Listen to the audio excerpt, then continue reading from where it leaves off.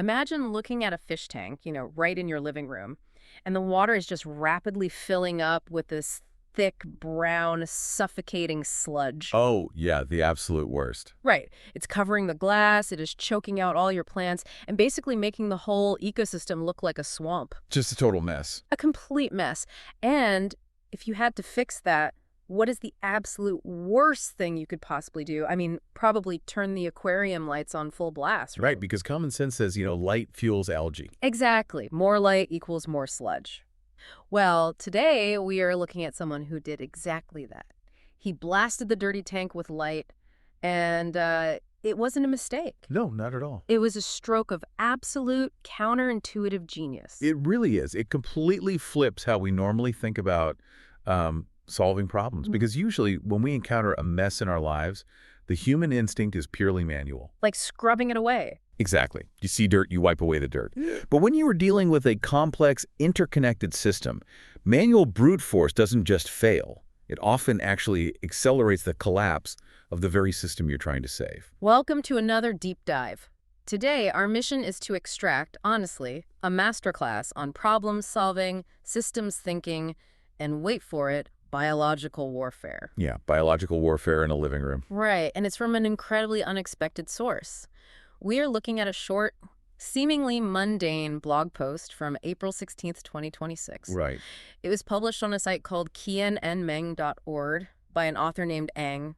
And in his bio, he describes himself simply as an old software plumber. And that moniker right there, software plumber, that is the perfect lens for this entire discussion. Wow, so? Well, think about it. A plumber isn't someone who just, mops up a puddle on the bathroom floor. Right, they fix the pipes. Exactly. A plumber understands the hidden architecture. They understand pressure, flow dynamics, the integrity of the pipes hidden behind the drywall. So the puddle is just a symptom. Right. The puddle is just a lagging indicator of a systemic failure somewhere else entirely. So let's look at the specific systemic failure Ang is dealing with here. The post we're looking at is titled Notes on Fishkeeping, Part 234, Tackling Diatoms or Brown Algae in the Tank. Which sounds incredibly niche. It does. But to you listening, stick with us here. Because while this starts as a story about murky aquarium water, it is actually going to teach you how to debug your own life. It really is. So the scenario Ang outlines starts out pretty predictably. He mentions that he recently installed some new high-powered LED lights on a few of his fish tanks. Which, I mean, if you blast artificial sunlight into a closed aquatic environment, you are injecting massive amounts of energy into that system. Exactly. And predictably, green algae starts to bloom. But Ang doesn't panic. No. He actually notes that the green algae is totally manageable. Like, he doesn't go to the pet store and buy some chemical algaecide to poison the water. Right, which is what most people would do. Yeah, but instead he relies on what he already built into the tank. He has a surface layer of a floating plant called duckweed and a crew of what he affectionately calls his hardworking janitor snails. Which is just a brilliant deployment of automated biological agents. Right. He built a self-regulating machine. So the duckweed sits on the surface, absorbing excess nutrients from the water while simultaneously casting shade. Oh, so it limits the light that actually penetrates the lower levels of the tank. Exactly. Meanwhile, the snails act as a constant grazing maintenance crew. They just turn the green algae into harmless waste. It's like hiring an organic in-house cleaning staff that works entirely for free. It's the perfect setup. But of course, the plot thickens. Because in his other tanks, the green algae isn't the issue. A new villain has emerged, and it is entirely immune to his current cleaning staff. Right, the brown algae. Yes, he calls them diatoms. And Ang is incredibly precise with his diagnosis here. He doesn't just, throw his hands up and say, oh, well, the water's gross. Right. He lists the specific environmental and chemical culprits that cause diatoms to thrive in the first place. Which are what, exactly? He points to high levels of silicates, elevated phosphates, low oxygen levels, and sudden spikes in nitrates. Okay, wait, hold on. This is where my intuition just kind of breaks down. What do you mean? Well, if the new LED lights cause the green algae in the first set of tanks, why didn't they just cause the brown algae in the second set? Like, isn't algae just algae? See, that is the exact trap most people fall into when troubleshooting literally anything. Assuming similar symptoms mean similar problems. Exactly. Assuming that similar-looking symptoms share a root cause. But biologically, there's a massive distinction between the two. Okay. Green algae is essentially a plant. It thrives on light and basic nutrients. Brown algae, these diatoms, they are ancient, microscopic organisms that actually build their cell walls out of silica. Wait, silica? Yes. They are literally encasing themselves in microscopic glass armor. Glass armor. That is wild. So when Aang points the finger at silicates... He is recognizing that the brown algae is essentially a distress signal about the water's foundational chemistry. Oh, I see. Right? Silicates often enter a tank through tap water or even certain types of decorative sand you put at the bottom. And the phosphates? Phosphates come from decaying fish waste or uneaten food. So if you treat diatoms like green algae, say, by just throwing a dozen more snails into the tank, you fail completely. Because snails can't eat glass. Exactly. Snails have a really hard time digesting microscopic glass armor. Wow. So the green algae is just a symptom of too much sun, but the brown algae means the fundamental elemental composition of the ecosystem itself is broken. Precisely. And that brings us to his solution, which is where his mindset as a systems thinker just really shines. Okay, yes, because his two-part plan to defeat these diatoms is wild. It really is. So step one is straightforward, right? He adds a mechanical filter to catch floating debris. That makes total sense. Sure, standard maintenance. But step two, and this is where it gets crazy, he decides to intentionally increase the light exposure in the tank. Yeah. He deliberately subjects the tank to more hours of intense LED light. And I gotta say, when I first read that in the source, I thought he was literally throwing gasoline on a fire. Yeah, it sounds like it. If you have an algae overgrowth, why on earth would you give it more energy? Because he understands the mechanism of resource competition. Okay, unpack that for me. Aang isn't trying to manually scrape the diatoms off the glass. If he did that, he'd just send those glass-armored cells floating around the tank to settle somewhere else. Right, just moving the problem around. Exactly. So instead, he is engaging in ecological warfare. By increasing the light, his explicit goal is to supercharge the growth of the green algae. Wait, he wants the green algae to grow faster. Yes, because ecosystems are a zero-sum game when it comes to nutrients. Oh, I think I see where this is going. The diatoms need silicates for their armor, sure, but they also need the exact same basic nitrates and phosphates that the green algae needs to survive. Right. And green algae grows aggressively fast when exposed to highlight. So if you stimulate the green algae, it will rapidly consume all the available nitrates and phosphates in the water. Leaving the diatoms with nothing but their silicates. Exactly. And you can't survive on armor alone. That is amazing. The green algae literally starves the brown algae out of existence by outcompeting it for the shared baseline resources. Yep. And once the brown algae dies off, Aang can just let the duckweed and the snails manage the remaining green algae, which returns the whole system to equilibrium. That is incredible. It's like if you have a massive weed problem in your backyard. Right. Instead of spending your entire weekend on your hands and knees pulling every individual weed. Which never works anyway. Exactly. Instead of doing that, you plant a highly aggressive, fast-growing ground cover that you actually like. Yes. You aren't attacking the weeds directly. You are just stealing their water and sunlight using a plant that serves your ultimate design. It is a profound shift in methodology. You stop managing the problem directly, and you start managing the environment that allows the problem to exist. That is such a good way to put it. But, what is equally fascinating is the temperament required to execute a fix like this. Yeah, the patience. Right, because in his post, after outlining this whole wild plan, Aang simply writes, "We'll just have to see how this approach holds up in the coming weeks." In the coming weeks, not tomorrow, not by the end of the day. He embraces the delay inherent in biological algorithms. I love that phrase, biological algorithms. It's true, though.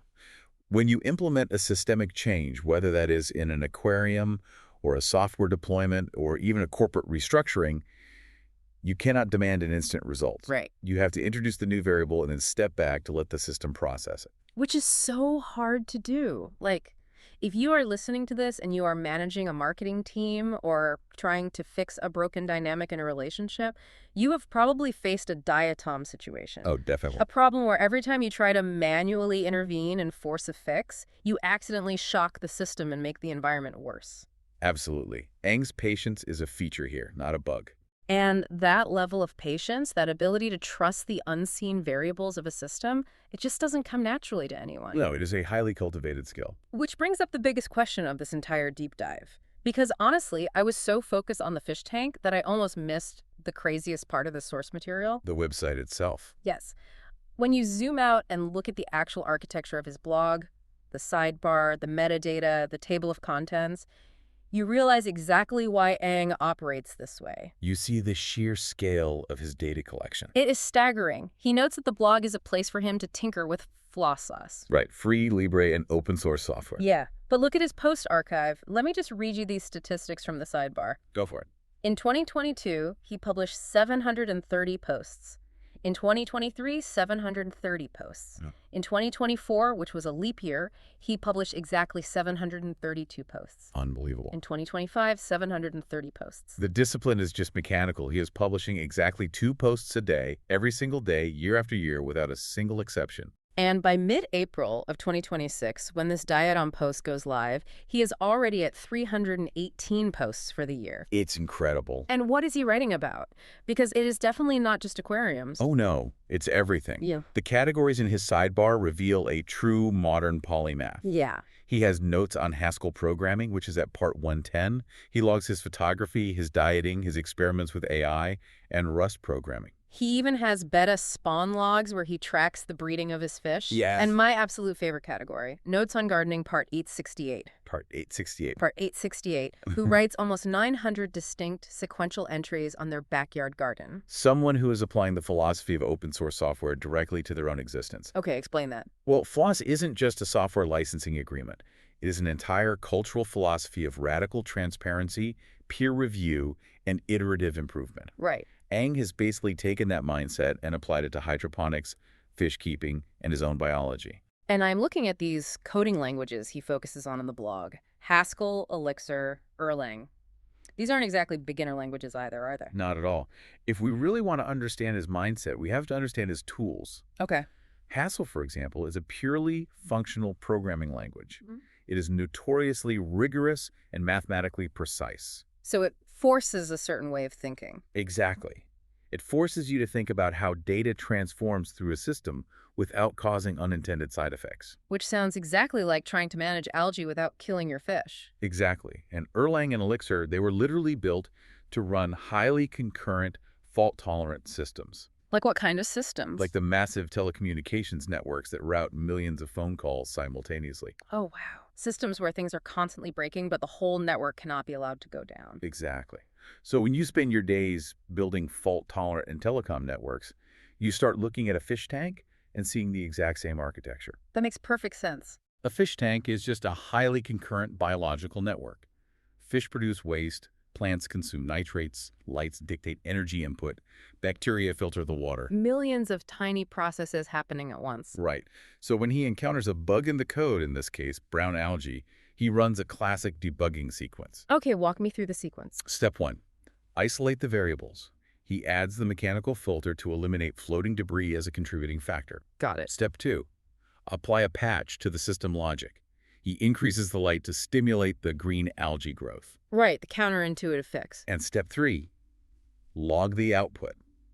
He documents the entire process and then just waits a few weeks to review the resulting data. This connects so perfectly to those 868 gardening logs. Yes, it really does. Because you can't successfully introduce a wild, counterintuitive fix like turning up the lights on an algae problem unless you have meticulously logged enough data over time to know exactly how your specific ecosystem will react. Exactly. His intuition isn't magic. It's the result of massive data volume. We call that the quantified self, taken to its absolute extreme. Right. Because most people, they just guess at why their garden failed or why their project at work stalled out. Yeah, we just kind of shrug and move on. But Aang doesn't have to guess.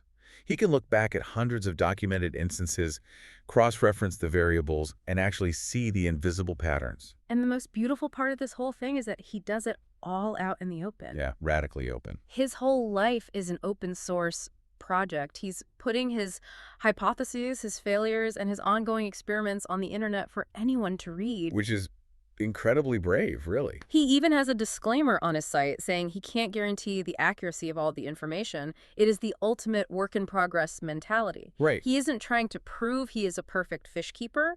He is just transparently iterating. And that mindset removes the fear of failure entirely. That's so true. If the brown algae takes over, it isn't an indictment of his character. It is simply a new data point. The current script failed, so, well, it's time to write a new script. Yeah. When you view your challenges as ongoing experiments, rather than these like pass or fail tests, you gain the freedom to actually try counterintuitive solutions. Which brings us right back to you listening to this deep dive right now. Exactly. Because whether you are prepping to untangle a massive logistical nightmare at your company, or trying to balance your personal budget, or literally just trying to keep a houseplant alive on your windowsill, I've all been there. there is a massive lesson hidden in Aang's open source life. You have to stop scrubbing at the symptoms. If you find yourself repeatedly fighting the exact same problem using manual brute force, and the problem just keeps returning. You are fighting diatoms with a sponge. Yes, exactly. You have to look at the chemistry of the environment that is allowing the problem to persist in the first place. Right. Ask yourself, what are the silicates in your workplace? What are the low oxygen levels in your daily routine? Document what is actually happening. Write down what didn't work. Isolate the variables one by one. And most importantly, have the patience to use systemic thinking.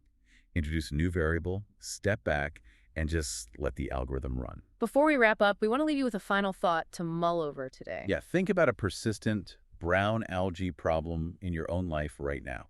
That one frustrating issue that keeps coming back no matter how hard you try to manually wipe it clean or eliminate it through sheer willpower. What if the solution isn't to fight it directly? Right.